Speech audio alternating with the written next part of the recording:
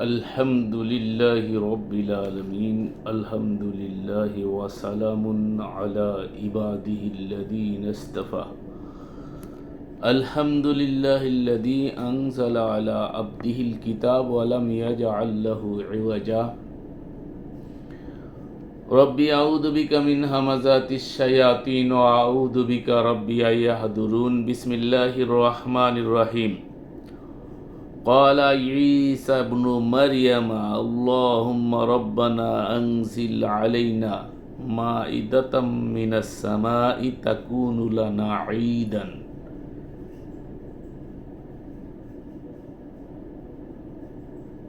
لأولين والآخرين وآية منك وارزقنا وأنت خير الرازقين সম্মানিত সুধী দর্শক শ্রোতা, আবাস প্রবাসের দিনী ভাই ও ভগ্নীগণ, সকলকে মুসলিম উম্মাহ ফাউন্ডেশনের পক্ষ থেকে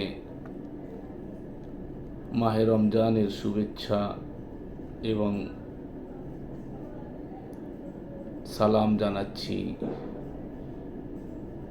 আপনারা অনেকেই শবে কদরে বা লাইলাতুল কদর সংক্রান্ত আলোচনা এবং সিয়াম তারাবি আলোচনার অনেকেই কমেন্টস করেছেন যে এই সম্পর্কে তো জানতে পারলাম, ঈদ সম্পর্কে আল কোরআন থেকে কিছু নির্দেশনা বা ঈদের ব্যাপারে কিছু আলোচনার জন্য অনুরোধ করেছেন অনেকে। তো বিষয়টা হলো, কোরআন থেকে আলোচনা করতে গেলে যেই জিনিস কোরআনে নাই সেটা কোরআন থেকে দিব কি করে, সেটা একটা বিষয়।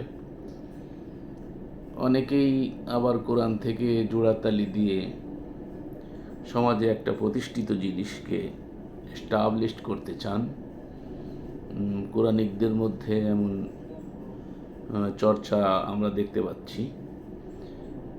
আমি ইতিপূর্বে আপনাদেরকে দেখিয়েছি, যেটা আল কোরআনে আল্লাহ রাব্বুল আলামিন বলেন নাই, যে ধরনের কোনো বিধান দেন নাই, সেই বিধানকে কোরআন থেকে বিভিন্ন জায়গা থেকে কাট করে এনে আমাদের সমাজে কিছু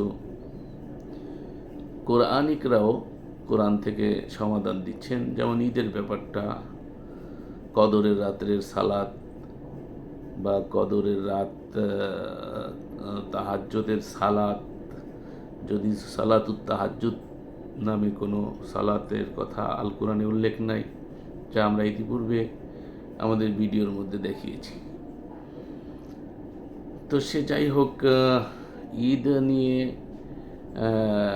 আলোচনা করতে গেলে বিষয়টা হলো, শাওয়াল মাসের 1 তারিখে আমাদের মুসলমান সমাজে, মুসলিম নয় মুসলমান সমাজে, সালাফি সুন্নি ওহাবি দেওবন্দি বেরলভি বিভিন্ন ফেরকায় বিক্ষিপ্ত মুসলমান সমাজ যারা, তারা এটা মহাসমারোহে বিশ্বময় পালন করে থাকে।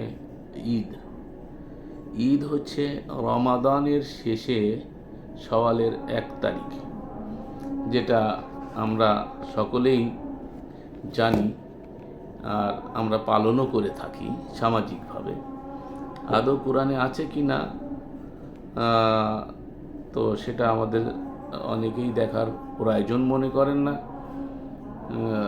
তবে হাদিসে আছে মর্মে অনেক কথা, আপনারা জানেন, শুনে থাকেন মোল্লা মৌলবীদের মুখে। যেমন হাদিসে এসেছে, বুখারী হাদিসে বা অন্যান্য হাদিসে, ইন্না লিকুল্লি কওমিন ঈদিন ওয়া হাযা ঈদুনা, প্রত্যেক জাতির ঈদের দিন আছে, আর আমাদের ঈদের দিন হচ্ছে দুটো, একটা হচ্ছে ঈদুল ফিতর আর একটা হচ্ছে ঈদুল আজহা। তো সেই হিসাবে আমরা শাওয়াল মাসের 1 তারিখে ঈদ পালন করি। কিন্তু দুঃখজনক হলেও সত্য, এই যে ঈদ পালন করতে গিয়ে রমাদানের মাস নির্ধারণ এবং শাওয়াল মাস নির্ধারণ নিয়ে, অর্থাৎ সিয়াম ও ঈদ নিয়ে প্রতি বছর শুরু হলেই দেখি আমরা যে নানা রকমের কথা, কেউ একদিন আগে, কেউ 2 দিন আগে সিয়াম রাখে, 2 দিন আগে ঈদ করে, কেউ আবার একদিন আগে ঈদ করে, কেউ আবার সৌদির সাথে ঈদ করে, সৌদির সাথে সিয়াম রাখে।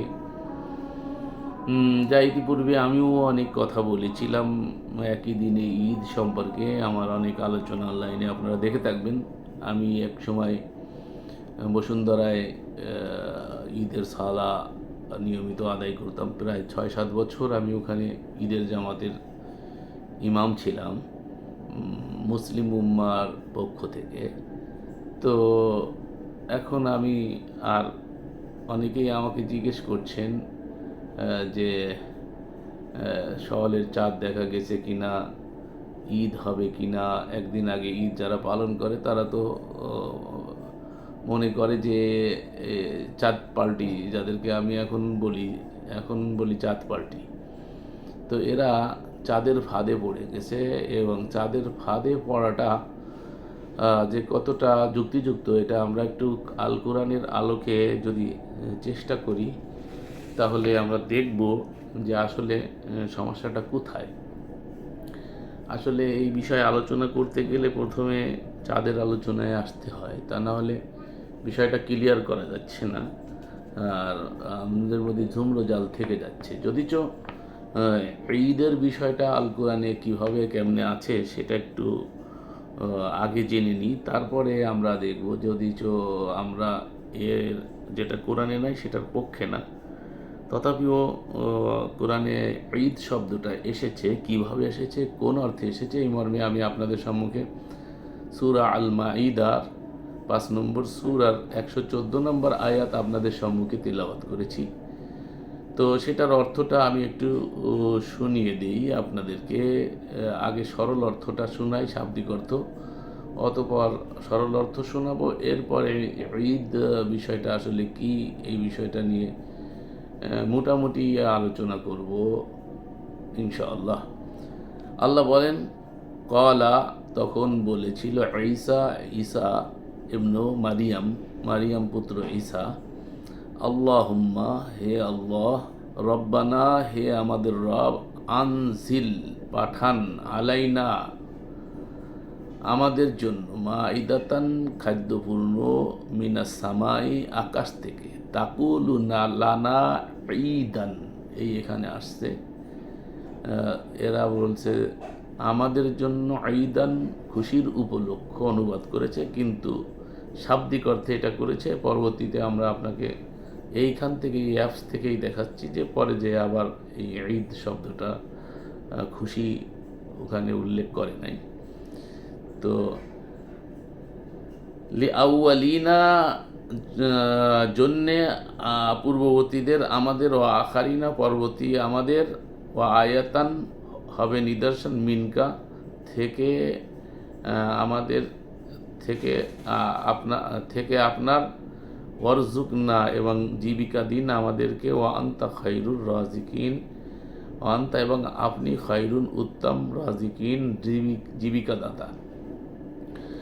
তো মারিয়াম পুত্র, এই সরল অর্থটা এখানে অ্যাপসে যেটা অনুবাদ করেছে, সম্ভবত এটা জামাতে ইসলামীর করা অ্যাপস, সম্ভবত আমার যা মনে হয়।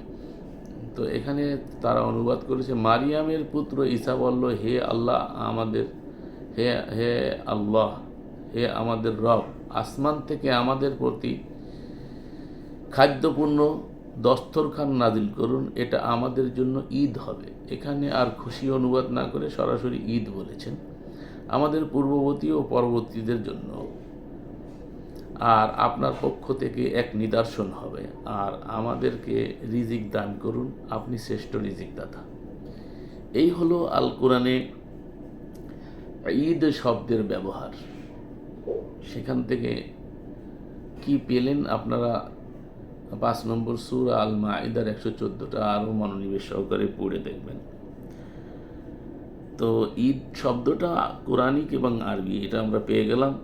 দাল ওয়াও আইন মূল ধাতু থেকে উদ্গত, ইহা বাবে নাসারা থেকে, আল আউদ এর মাজদার এসেছে, আউদুন মূল ধাতু দিয়ে কোরআনে 36টি শব্দ রয়েছে। এর অর্থ প্রত্যাবর্তন করা, ফিরে আসা, বারবার করা, পুনরাবৃত্তি করা, কোনো কিছুর দিকে ফিরে যাওয়া, এমন শিক্ষণীয় বিষয় যা বারবার ফিরে আসে। ঈদ শব্দটি আল কোরআনে একবার এসেছে সূরা আল মাইদার 114 নম্বর আয়াত, যেটা ইতিপূর্বে আপনাদের সামনে তেলাওয়াত করলাম। তো আমাদের মৌলভী সমাজরা যেটা ঈদ হিসাবে রমাদানের শেষে পালন করছে, সেটা যে আয়াত থেকে নিচ্ছে সেটা হলো 2 নম্বর সূরার 185 নম্বর আয়াতে, ওয়ালিতুকাব্বিরুল্লাহ আলা মা হাদাকুম ওয়া লাআল্লাকুম তাশকুরুন। আর তোমরা আল্লাহর বড়ত্ব ও বিশালত্ব ও মহিমা বারবার ঘোষণা করো, এমন বিধানের উপর ভিত্তি করে যে নিয়ম পদ্ধতি তিনি আল্লাহ তোমাদেরকে শিক্ষা তথা পথ নির্দেশ করেছেন, এবং অবশ্যই তোমরা যথাযথ নিয়মে শকর ও কৃতজ্ঞতা প্রকাশ করবে। তো এইটা হচ্ছে তাকবীর এবং শুকুরের কথা আল্লাহ সুবহানাহু ওয়া তাআলা সিয়াম শেষে আমাদেরকে সিয়ামের আলোচনা শেষে বলেছেন। তো তাকবীর শব্দটি আরবি কাব বা র মূল বর্ণ থেকে উৎপন্ন। ইহা বাবে তাফইলের মাজদার। কাব্বারা মূল ধাতু দিয়ে আল কোরআনে 161টি শব্দ রয়েছে। এর অর্থ বড়ত্ব ঘোষণা করা, আধিপত্য ঘোষণা করা, পূর্ণরূপে আল্লাহর বিরাটত্ব বিশালত্ব ঘোষণা দেওয়া। আর আল্লাহ রাব্বুল আলামিন এই ঘোষণা যে দিতে বলেছেন আমাদেরকে, সেক্ষেত্রে আমাদের মৌলভী সমাজ এখান থেকে ঈদের দলিল নিয়েছেন। ঈদের 2 রাকাত সালাতের দলিল হাদিস ভিত্তিক, যেটা আমাদের সমাজে প্রতিষ্ঠিত।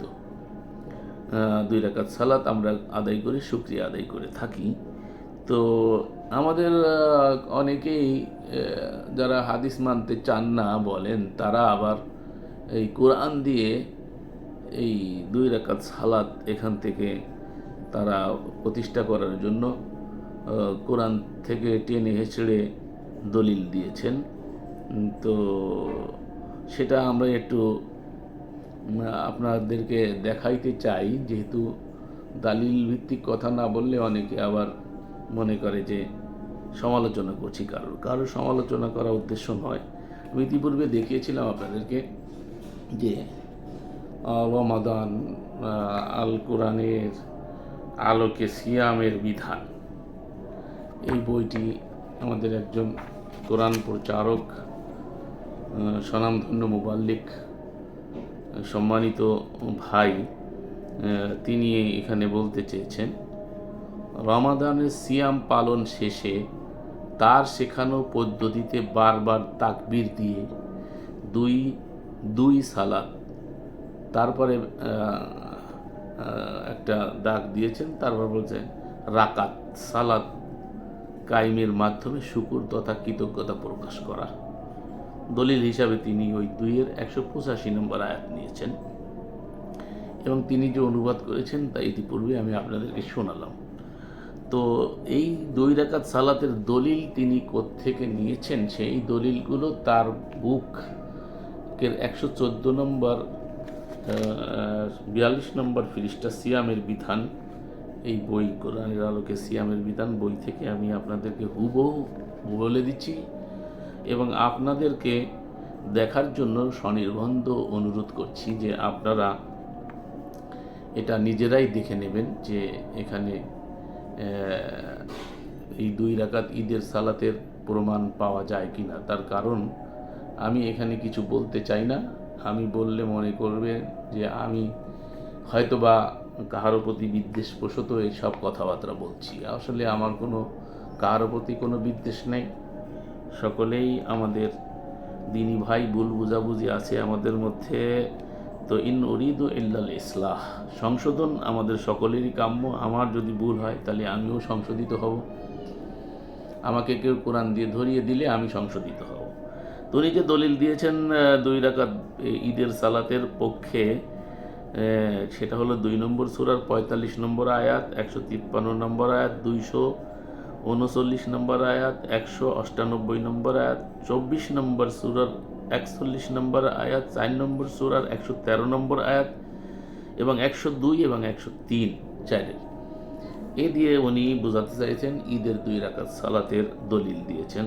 আল্লাহু আলম, আল্লাহ ভালো জানেন। তো মুসলিমরা ঈদ মানে বা আনন্দ প্রকাশের যে একটা বিষয়, এটা মুসলমানদের জন্য আল্লাহ রাব্বুল আলামিন মোবা অর্থাৎ বৈধ আনন্দ প্রকাশের অনুমোদন ইসলামে আছে। বিবাহ অনুষ্ঠানে ঈদের নামে যেসব সামাজিক অনুষ্ঠান আমাদের সমাজে, সেগুলোর জন্য আমরা আনন্দ প্রকাশ করতে পারি। তবে আনন্দ প্রকাশের জন্য আল্লাহ রাব্বুল আলামিন যে নির্দেশনা দিয়েছেন যে বিষয়ের পরে, সেটা আমরা দেখতে পাই 10 নম্বর সূরা ইউনুসের আয়াত নাম্বার হচ্ছে শুধু 58 আমরা দেখতে পাই কিভাবে কি জন্য আমাদেরকে আনন্দ, এই যে আমরা আনন্দ প্রকাশ করছি। তো কি জন্য আনন্দ প্রকাশ করা উচিত সেটা আল্লাহ রাব্বুল আলামিন কোরআনের 10-এর 8-50 বলছেন, কুল বিফাজলিল্লাহি ওয়া বিরহমাতিহি ফাবিযালিকা ফালিয়াফরাহু হুয়া খায়রুম মিম্মা ইয়াজমাউন। বলো আল্লাহর অনুগ্রহ রহমত, সুতরাং এ নিয়েই যেন তারা খুশি হয়। এটি যা তারা জমা করে তা থেকে উত্তম। অর্থাৎ এখানে কোরআনকে সম্বোধন করে বলা হয়েছে যে এটা হচ্ছে আল্লাহর ফজল, আল্লাহর অনুগ্রহ, এটা নিয়ে আমাদেরকে সন্তুষ্ট এবং খুশি হতে আল্লাহ রাব্বুল আলামিন বলছেন। আমরা যে সমস্ত জিনিস জমা করছি বা যা করছি তার থেকে আল্লাহ রাব্বুল আলামিন এটাকেই উত্তম বলে আখ্যায়িত করেছেন। তাহলে আমরা আসলে কি নিয়ে খুশি হওয়া দরকার ছিল, সেটার সাথে আমাদের সম্পর্কটা কি, সে বিষয় ভেবে দেখার জন্য আপনাদের সকলকে আমি বিনীত অনুরোধ করব। যেহেতু আল্লাহ রাব্বুল আলামিন কোরআনে কারীম নিয়ে আমাদেরকে খুশি হতে বলেছেন, এবং এই যে মাসটা চলছে এখনও, কাল হয়তো ঈদ হবে এক দলের, আর একদিন পরশুদিন আর এক দলের ঈদ হবে। তো এই 2 দলের যে ঈদ হচ্ছে এই মুসলিমদের মধ্যে, এখানে হাদিস ভিত্তিক ঐক্য নাই। তারা চাঁদের ফাঁদে পড়ে যে কি সমস্যার মধ্যে আছে, এটা আমি একটু পরেই আপনাদের সামনে বলছি। যেহেতু ইয়াসালুনাকা আনিল আহিল্লা কুল হিয়া মাওয়াকিতুল লিন্নাস, তোমাদেরকে নবচন্দ্র সম্পর্কে জিজ্ঞেস করা হয়, বলে দাও এটা হচ্ছে, আল্লাহ বলছেন যে এটা হচ্ছে মানুষের জন্য, মাওয়াকিতু লিন্নাস মানুষের জন্য সময় নির্ধারক, ওয়াল হজ এবং হজের সময় নির্ধারক। বিশেষ করে হজের কথা আল্লাহ উল্লেখ করেছেন।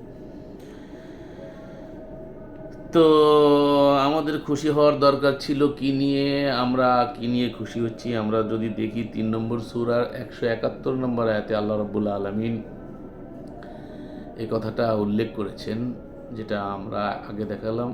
আল্লাহ বলছেন, ইয়াস্তাবশিরুনা বিনি'মাতিন মিনাল্লাহি ওয়া ফাজলিন ওয়া আন্নাল্লাহা লা ইউযিউ আজরাল মুমিনিন। তারা আল্লাহর পক্ষ থেকে নিয়ামত ও অনুগ্রহ লাভে খুশি হয়, আর নিশ্চয়ই আল্লাহ মুমিনদের প্রতি প্রতিদান নষ্ট করেন না। তো এমনিভাবে আমরা 9 নম্বর সূরার 124 দেখতে পারি, 13-36 দেখতে পারি, 30-এর 4 দেখতে পারি। অনেকগুলো আয়াতে আল্লাহ রাব্বুল আলামিন কোরআন নিয়ে, আল্লাহ পাকের নিয়ামত নিয়ে খুশি হতে বলেছেন। কোরআনকে আল্লাহ রাব্বুল আলামিন নিয়ামত বলেছেন। তো আমরা এই নিয়ামত নিয়ে খুশি হব। এই খুশি পালন করা এটা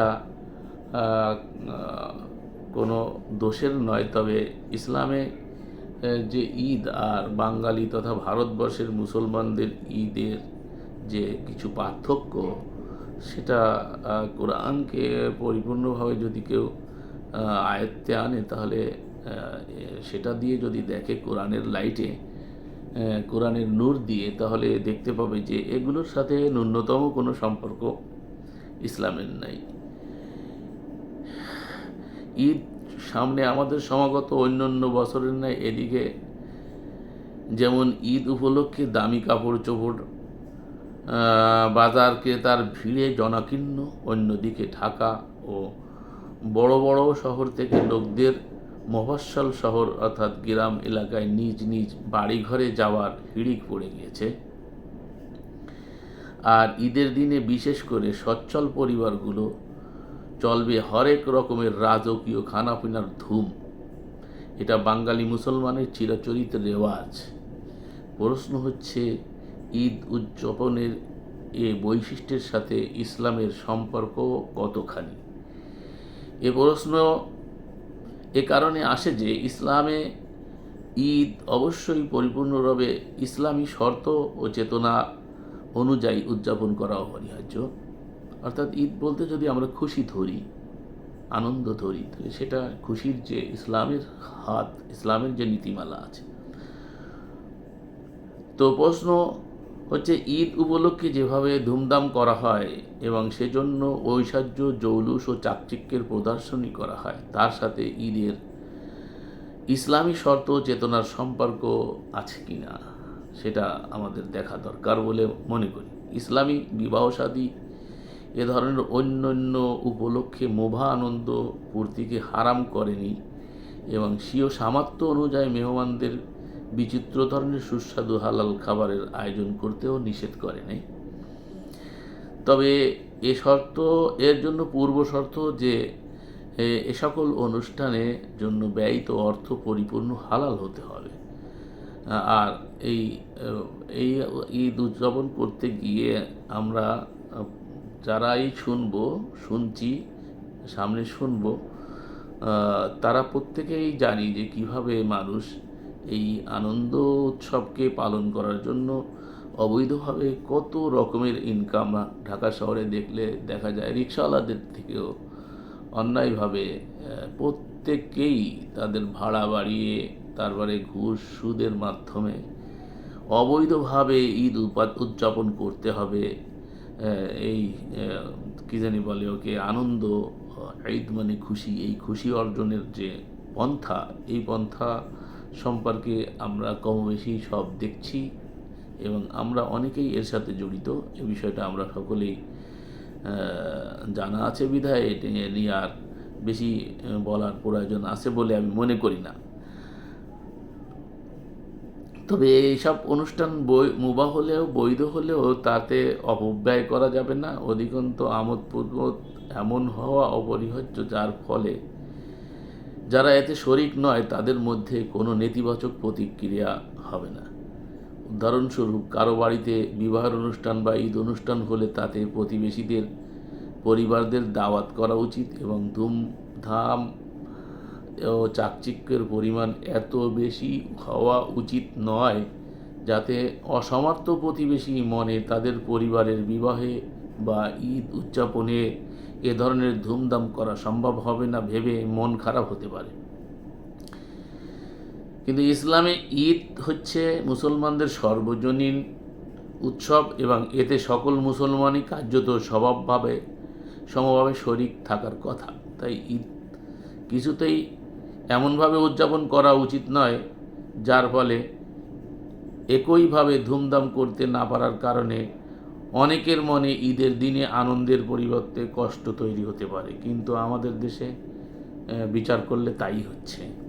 আমাদের দেশে ঈদ উপলক্ষে নতুন দামি পোশাক পরিচ্ছদ করায় ও জমকালো খানাপিনার ধুমধাম পড়ে যায়, অথচ এর সাথে ইসলামী চেতনার কোনো সম্পর্ক নেই। অধিকন্তু এ ধরনের সামাজিক অভ্যাসের ফলে যাদের পক্ষে তা করা সম্ভব হয় না তা তাদের মনে দুঃখ নিয়ে আসে। ঈদ উপলক্ষে অস্বাভাবিকভাবে যেমন ট্রেন, বাস, লঞ্চে, ছাদে মফস্বল ও গ্রামমুখী যাত্রার কারণে দুর্ঘটনা, প্রাণহানির কথা না হয় বাদই দিলাম,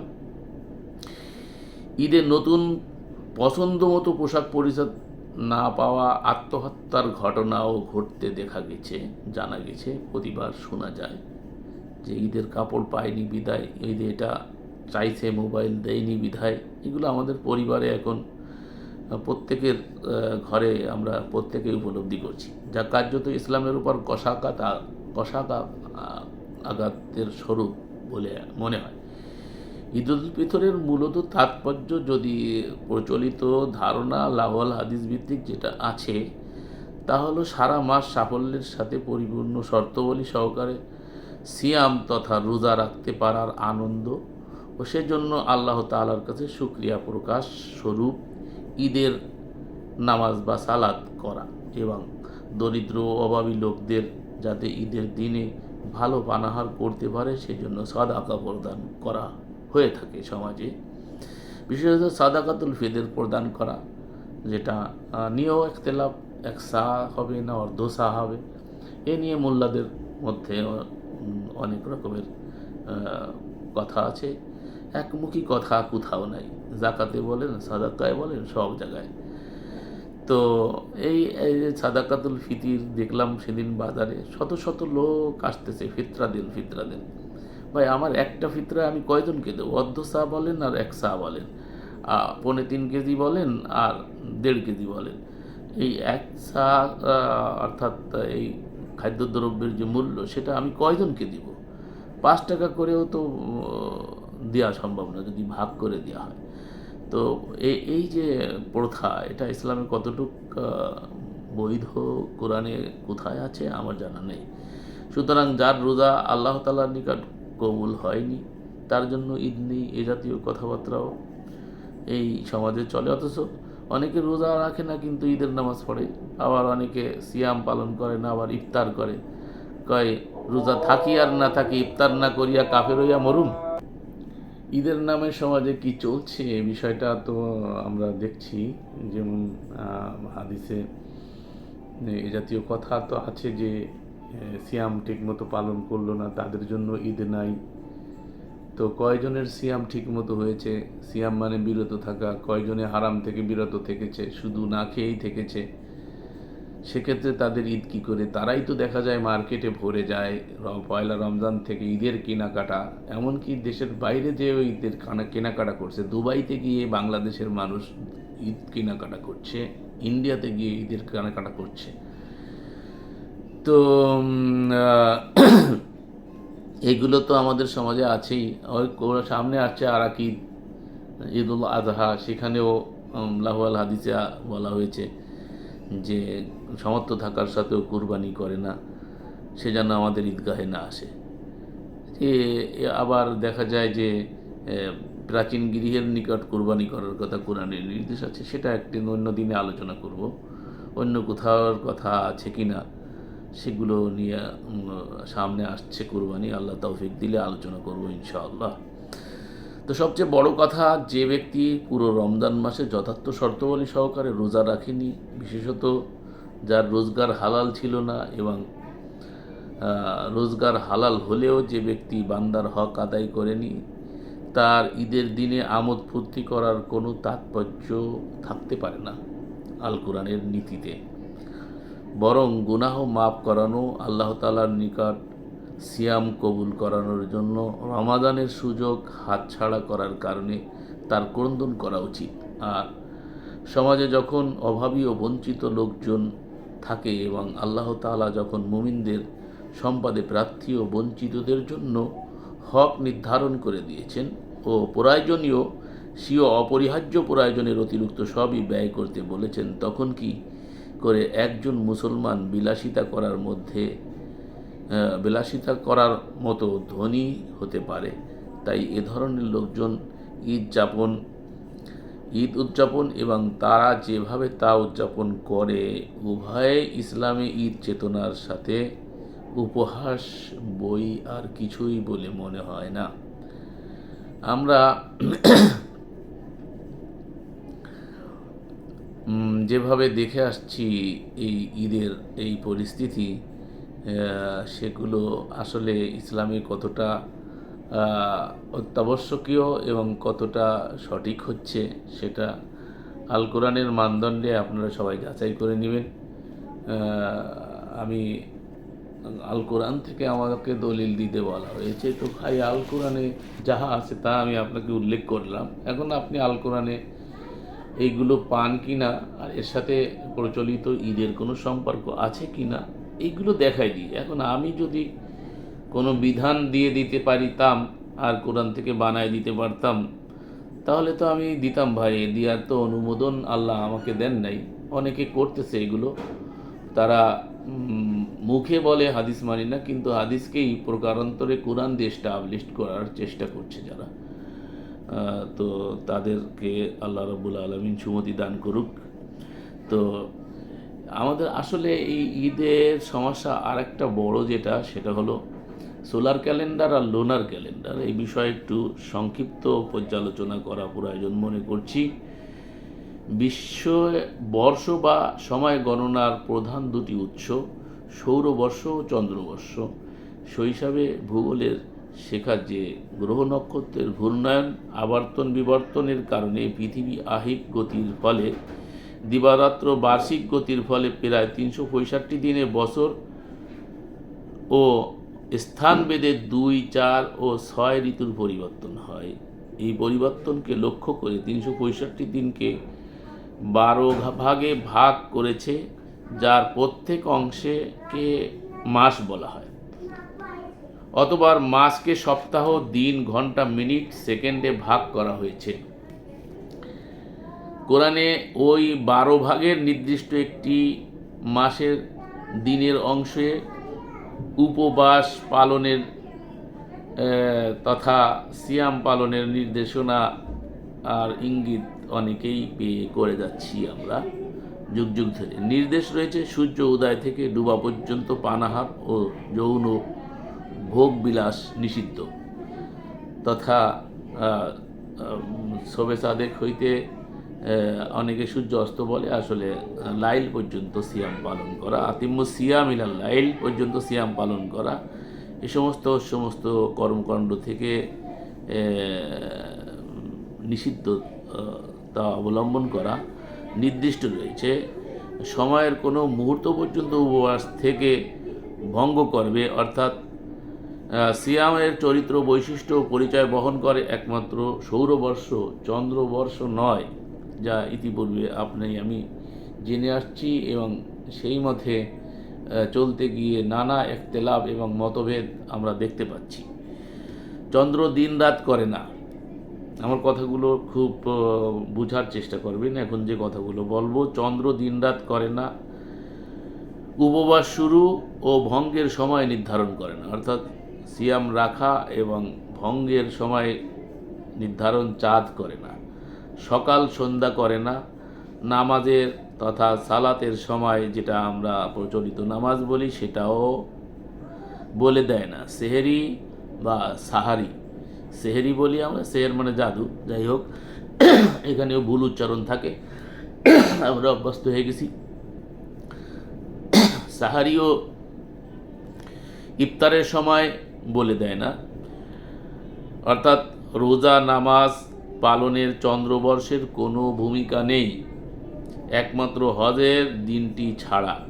তবুও এই চাঁদকে নিয়ে আদিকাল থেকেই বছরের নির্দিষ্ট কতিপয় ধর্মীয় পর্বের সময়কাল নিয়ে মুসলিম বিশ্বে যত ঝগড়া ফাসাদ ও অধর্ম চলছে, বিশ্বের অন্য কোনো ধর্মে এমন কোনো নজির নাই যাহা আমরা আমাদের এখানে দেখতে পাচ্ছি। হাস্যস্কর বিষয় যে প্রচলিত শরিয়াতের লোকেরা দৈনিক রোজার পূরণ করে সূর্য দেখে, মাসটি পূরণ করে চন্দ্র দেখে, আর বছরটি পূর্ণ করে সূর্য দেখে। খেয়াল করেন, সিয়াম পূর্ণ করে, সিয়াম রোজাটি পূরণ করে সূর্য দেখে, অর্থাৎ রোজা যখন সূর্য ডুবে যায় তখন তারা সিয়াম পূর্ণ করে, আর মাসটি পূর্ণ করে চন্দ্র দেখে, আর বছরটি পূর্ণ করে সূর্য দেখে। বলা বাহুল্য, হজের অনুষ্ঠানটি নিয়ে এমন ঝগড়া ফাসাদ বা মতবিরোধ হয় না বটে। কেন হয় না? যদিচ আল হজ্জ আশহুর মালুমাত, হজের মাসগুলো বলা হয়েছে, সেখানেও অনেক কথা আছে, আমরা হজ নিয়ে আলোচনা করলে সেটা আপনাদেরকে জানাবো। তবে এখানে একটু সামান্য বলে যেতে চাই। নির্দিষ্ট একটি ভূখণ্ডে নির্দিষ্ট একটি সময় পৃথিবীর সকল মুসলিম হাজির হয় বলে এটা সম্ভব। 2 নম্বর হচ্ছে সৌদি রাজাদের অর্থাৎ রাজ পরিবারের কোরআন গ্রন্থ বিবর্জিত একক মতে হজের দিন তারিখ ধার্য হয় বলে। তো এই যে ঝগড়া ফাসাদ বিশ্বময় লোনার ক্যালেন্ডার নিয়ে, এটা বন্ধ হতে পারে পৃথিবীর সকল মুসলিম রমজান মাসে আরব দেশে হাজির হয়ে ঈদ ও রোজা যদি পালন করে। 2 নম্বর হচ্ছে সঠিক হোক বা ভুল হোক মুসলিম বিশ্ব একক ব্যক্তির আদেশ মান্য করলে। 3 নম্বর হচ্ছে একমাত্র কোরআন গ্রন্থ অনুসরণ করলে সমস্যার সমাধান সম্ভব। সমস্যার কারণ হলো একমাত্র চন্দ্রবর্ষ। চন্দ্রবর্ষ হয় 354 দিনে, ভালো করে খেয়াল করুন। পক্ষান্তরে সৌরবর্ষ হয় প্রায় 365 দিনে। সৌরবর্ষের তুলনায় চন্দ্রবর্ষ 11 দিন কম। মূলত 365 দিনে বছর হয়, আর তাই 11 দিনের ঘাটতি পূরণের জন্য আগামী বছর থেকে কাল্পনিক ও অবৈজ্ঞানিকভাবে 11 দিন ধার করে এনে চন্দ্র বছর 365 দিন পুরো করে একটি বছর ধার্য করা হয়। আর এই কারণেই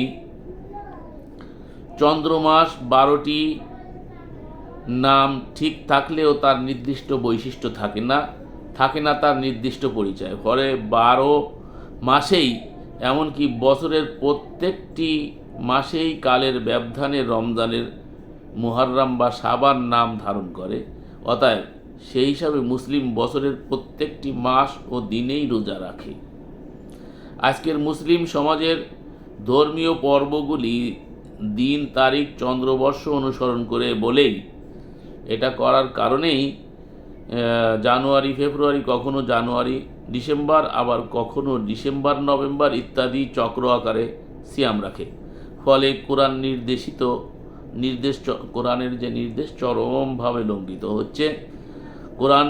আল কোরআনে আলোকে সময়ের হিসাব তাদের রোজা, ঈদ সবই সন্দেহজনক বলে ধারণা করা যায়। মুসলিম বিশ্বে শুধু সিয়ামই নয়, ধর্মীয় সমস্ত পর্বগুলি, যেমন রসুলের জন্ম তারিখ, শবে বরাত, শবে কদর, নির্দিষ্ট রাত, কোরবানির তারিখ, মেরাজের তারিখ, সবই চাঁদের ফাঁদে পড়ে 1400 বৎসর ধরে ঘুরে ঘুরে আজ তা কোথায় অবস্থান করছে তা কারো জানা নেই। কথাটা কেন বললাম, আমি একটা উদাহরণ আপনাদের সামনে তুলে ধরছি। মোগল সম্রাট আকবরের শাসনামলে ভারতবর্ষে চন্দ্রবর্ষ চালু ছিল। প্রজাদের অনুরোধ ছিল ধানের মৌসুমে এসে খাজনা আদায় করতে।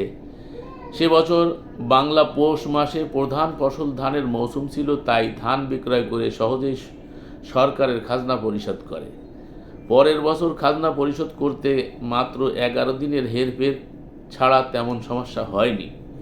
কিন্তু তার পরের বছর নির্দিষ্ট পৌষ খাজনা আদায় করতে এসে সরকার দেখল যে এবারের পৌষ মাসের ধান পাকেনি, কারণ চন্দ্রবর্ষের কারণে 2 বছর বাংলা পৌষ মাস পিছিয়ে বাংলা অগ্রহায়ণে 22 দিনের মধ্যে ঢুকে পড়েছে। কিন্তু প্রকৃতির নিয়ম তো আর 22 দিনের পিছিয়ে ধান পাকতে পারে না, যেটাকে আল্লাহ প্রকৃতি বলেছেন, যালিকা দীনুল কাইয়্যিম ওয়ালাকিন্না আকসারান নাস লা ইয়ালামুন ফিতরাতাল্লাহ, সেটা হচ্ছে 30-এর 30। অতএব এবারের পৌষ ধান পাকেনি, আর তাই খাজনাও আদায় করা সম্ভব হয়নি। এই সমস্যা কথা সম্রাট আকবর জানলে তার সমাধান স্বরূপ চন্দ্রবর্ষের পরিবর্তে সৌরবর্ষ পরিবর্তন করে ধান পাকার মৌসুমে পৌষে নির্দিষ্ট করে মাসের নড়চড় বন্ধ করে খাজনা আদায়ের সময়কাল নির্দিষ্ট করা হয়। আল্লাহ। তো পৃথিবীতে গোল হওয়ার কারণে আহিক গতি ও বার্ষিক গতির ফলে একই দেশে এবং বিভিন্ন দেশে এক প্রান্ত থেকে অপর প্রান্তের সময়ের 1 মিনিট থেকে 10-11 ঘন্টা পর্যন্ত হয়ে থাকে ব্যবধান। এমত অবস্থায় চাঁদের আবির্ভাব ও তিরোধান বড়ই স্পর্শকাতর ও রহস্যময়। কারণ দিন রাত 24 ঘন্টার মধ্যে যে কোনো সময় অসময় প্রতিবাদ জন্মলগ্ন লাগতে পারে, যেটাকে নবচন্দ্র বলা যায়, আহিল্লা নবচন্দ্র। আর এই প্রতিবাদ লাগায় 20-22 ঘন্টা পরে মাত্র কয়েক মিনিট বা কয়েক সেকেন্ডের জন্য চাঁদ উদয় হয়। এমতো অবস্থায় নির্দিষ্ট একটি দেশে এক প্রান্তে স্থানীয় সময়ের উদাহরণস্বরূপ বেলা 12টা 5 মিনিটে প্রতিবাদ লাগলে পরের দিন ভোর 8টা 12টা 5 মিনিট ওই আকাশে মুহূর্তের জন্য চাঁদ উঠবে। কিন্তু যখন প্রখর সূর্যের আলো জন্য অথবা আকাশ মেঘাচ্ছন্ন বা প্রাকৃতিক দুর্যোগের জন্য, এমনকি দূরবীন বাইনোকুলার দ্বারাও তা দর্শন করা সম্ভব না। তাছাড়া যন্ত্রগুলি চোখে লাগাতে লাগাতে তা খুঁজতে খুঁজতেই চাঁদ উঠে পুনঃ অস্ত যাবে। অথচ আকাশে চাঁদ উঠেছিল পরের দিন চাঁদের বড় আকৃতি দেখেই বোঝা যায় যে সে গতদিনই আকাশে উঠেছিল। এমতো অবস্থায় দেশের অপার প্রান্তে যেখানে সময়ের এমনকি 2-5 মিনিটেরও পার্থক্য থাকে, সেই প্রান্তে আকাশের চাঁদ দেখার কোনো প্রশ্নই ওঠে না। এই সময়ের পার্থক্যের কারণে একই দেশের এক প্রান্তে উদিত চাঁদ দর্শন হলেও অপার প্রান্তের লোকেরা তা দেখা সম্ভব নয়। ফলে মুসলিম দেশগুলিতে অথবা একই দেশের দুই প্রান্তের লোকদের মধ্যে হয় মতবিরোধ। ফলে এক দলের ঈদের দিন অন্য দলে রোজা রাখে, অন্য রোজার দিন ওই দল ঈদ করে, যা তারা হারাম বলে ফতোয়া টতোয়া দেয়, আবার তারাই সেই হারামের সাথে জড়িত হয় হাদিস অনুসারে। অর্থাৎ এক দলের দৃষ্টিতে অন্য দল অবৈধ তথা হারাম। বস্তুতপক্ষে কোরআন গ্রন্থে আলোকে উভয় দলই অবৈধ বলে ধারণা করা যায়। একই দেশে চাঁদ দর্শন নিয়ে যখন এইরূপ সমস্যার উদ্ভব হয়, তখন আরব বা পাকিস্তানের আকাশে উদিত চাঁদ দর্শনের খবর পেয়ে বিশ্বের সকল দেশের রোজা ঈদ পালন করা কি করে বৈধ বা যুক্তিসঙ্গত হতে পারে? মূলত চন্দ্র, সূর্য ও গ্রহ নক্ষত্র সকল সময় সকল অবস্থায় আকাশে থাকে। এমনকি অমাবস্যার রাতেও স্থানভেদে চাঁদ দর্শন করা সম্ভব। এই চাঁদ দেখে রোজা ঈদ পালনের বিধান থাকলে অদূর ভবিষ্যতে মানুষ যদি কখনো চাঁদ, চন্দ্র, মঙ্গল গ্রহ অথবা অন্য কোনো গ্রহে বসবাসের উপযোগী করতে পারে, তখন এই কোরআন সেখানে অচল হয়ে পড়বে বলে মনে হয়। যদিচ এটা অতিরিক্ত বলে ফেললাম কিনা জানি না। কোরআন গ্রন্থ সমগ্র মানব জাতির কথাগুলি আজকে সমাজ মৌখিক বিশ্বাস করে মাত্র, কিন্তু বাস্তবে প্রমাণ করার ক্ষমতা জ্ঞান আজ ১৫০০ বছরের মধ্যেও আমরা কেউ অর্জন করতে পারিনি বলে মনে হয়। রসুল চন্দ্রবর্ষ প্রবর্তন করেননি। যারা সুন্নত বলেন তাদেরকে বলতে চাই, তারা বলতে চায় সুমুলি রুইয়াতিহি ও আফতিরুলি রুইয়াতি, তোমরা চাঁদ দেখে রোজা রাখো, চাঁদ দেখে রোজা ছাড়ো। যে হাদিস আছে এই মর্মে অনেক হাদিস আছে, এ নিয়ে তর্ক বিতর্ক অনেক সময় আমিও করেছি। তো এখন যা দেখতে পাচ্ছি কোরআন সূত্রে আর ইতিহাসের আলোকে, রসুল চন্দ্রবর্ষ প্রবর্তন করেননি। তথ্যসূত্র দৈনিক ইনকিলাব 11 ডিসেম্বর 1987 সালে এটা বর্ণনা করা হয়েছিল। আবু বকর রোজা ও ঈদ আজকের রোজার মতো পা পা করে পিছু হাঁটত না, বরং রমজানের জায়গায় নির্দিষ্ট থাকতো। কিন্তু ওমরের অর্ধেককাল পরে সৌরবর্ষ ছেড়ে চন্দ্রবর্ষ চালু করা হয়েছিল। উমর রাদিয়াল্লাহু তাআলা আনহু, এটা ব্যাপারে আমরা দেখতে পাই সংক্ষিপ্ত ইসলামী বিশ্বকোষ, 2য় খণ্ড, 2য় সংস্কার, 507 এবং 508, ইসলামী ফাউন্ডেশন, ইসলামের ইতিহাস, সিয়াসিত্তা ইত্যাদি। সেই থেকে আজ পর্যন্ত রমজান প্রতি বছর 11 দিন পিছু হাঁটছে। ফলে এক বছরে সিয়াম রাখার হালাল কল্পিত সময়টা পরের বছর অবৈধ তথা হারাম ঘোষণা করে পিছিয়ে দেওয়া হয়। যা নিম্ন যে আয়াত আমরা উল্লেখ করছি আপনাদের সম্মুখে, সেই আয়াতের আলোকে একেবারেই অবৈধ হয়ে যায়, যেটা আল্লাহ রাব্বুল আলামিন 37 নম্বর আয়াতে বলেছেন। সূরা আত-তাওবা 9 নম্বর সূরা আত-তাওবার 37 নম্বর আয়াতে আল্লাহ সুবহানাহু ওয়া তাআলা স্পষ্টত বলেছেন, যারা মাসকে হেরফের করে মাস হেরফের করা 36-37টা পড়লে আমরা বুঝতে পারবো ইনশাল্লাহ। তো আমি একটু শোনাচ্ছি আপনাদের। ইন্না ইদ্দাতাশ শুহুরি ইনদাল্লাহি ইসনা আশারা শাহরান ফি কিতাবিল্লাহি ইয়াওমা খালাকাস সামাওয়াতি ওয়াল আরদা মিনহা আরবাআতু হুরুমুন যালিকা দীনুল কাইয়্যিম ফালা তাজলিমু ফিহিন্না আনফুসাকুম ওয়া কাতিলুল মুশরিকুনা কাফা ইলা আখিরিল আয়া। নিশ্চয়ই মাসসমূহ গণনা আল্লাহর কাছে 12 মাস আল্লাহর কিতাবে সেদিন থেকে যেদিন তিনি আসমান ও জমিন সৃষ্টি করেছেন, এর মধ্যে থেকে 4টি মাস সম্মানিত, এটাই প্রতিষ্ঠিত দিন আল্লাহ বলে দিয়েছেন। সুতরাং তোমরা এই মাসসমূহে নিজেদের উপর জুলুম করো না, আর তোমরা সকলে মুশরিকদের সাথে লড়াই করো যেমনিভাবে তারা সকলে তোমাদের সাথে লড়াই করে, আর জেনে রাখো নিশ্চয়ই আল্লাহ মুত্তাকিদের সাথে আছে। 37 নম্বর আয়াতে আল্লাহ বলছেন, ইন্নামান নাসিউ জিয়াদাতুন ফিল কুফরি ইউদিল্লা বিহিল্লাযী কাফারু ইউহিল্লুনাহু আমান ওয়া ইউহাররিমুনাহু আমান লিয়ুহিতু ইদ্দাতা মা হাররামাল্লাহু ওয়া ইউহিল্লু মা হাররামাল্লাহ যুইনা লাহু সুউ আমালিহিম আল্লাহু লা ইয়াহদিল কওমাল কাফিরিন। নিশ্চয়ই কোনো মাসকে পিছিয়ে দেওয়া কুফরি বৃদ্ধি করে। আল্লাহ বলছেন মাসকে হেরফের করা হচ্ছে, চলছে আমাদের সমাজেও, চলে আসছে আবহমান কাল থেকে। এগুলো আমাদের হুজুররা মৌলবীরা হিসাব কিতাব জানেও না, জানারও চেষ্টা করে না, হিসাব কিতাবের কাছেই নাই তারা শুধু এই প্রচলিত যেগুলো পেয়ে আসছে ফতোয়ার ভিত্তিতে, সেই ফতোয়া নিয়ে মারামারি কাটাকাটি ফিতনা করে যাচ্ছে তারা।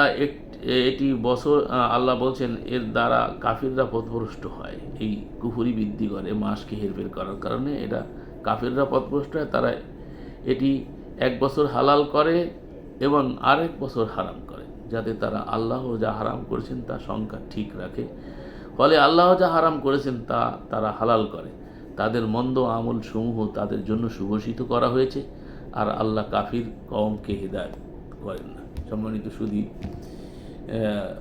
ভিডিও দীর্ঘ হয়ে গেলে অনেকের ধৈর্যচ্যুতি ঘটে। আর দ্বিতীয় কথা হচ্ছে যে যেহেতু বিষয়টা একটু ক্রিটিক্যাল, এই জন্য আর আমার ইচ্ছাও ছিল না, তবে আপনাদের অনুরোধে ঈদ সংক্রান্ত কিছু কথা বললাম। তো এটা যে কত ঝামেলার মধ্যে আমরা আছি আর যেভাবে ঈদ পালন করছি তা আমাদের করণীয় কি, অনেকেই জিজ্ঞেস করবেন কি করণীয় ভাই, আপনি আমার কথার ভিতর থেকে বুঝে নেওয়ার চেষ্টা করবেন, আয়াতগুলো দেখবেন। মহান আল্লাহ আমাদের সকলকে বুঝার উপলব্ধি করার তৌফিক দান করুন। ওয়া আলার রাসূল ইল্লাল বালাগুল মুবিন।